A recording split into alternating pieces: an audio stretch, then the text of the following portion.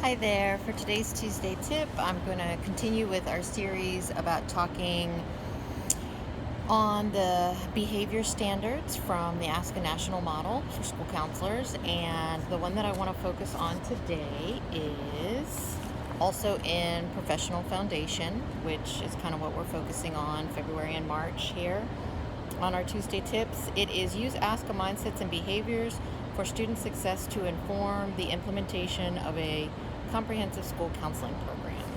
So, really simply and quickly, I think the best way to do this is to make sure that in your guidance lesson plan that you write, that you always start with the student mindset and behavior that you want to address. And what I actually do to kind of take it one step further is when I create my Prezi or my PowerPoint that I'm going to use in my guidance lesson, because when I was doing guidance lessons, I always was having a PowerPoint or some kind of visual lesson to go along with what I was teaching them.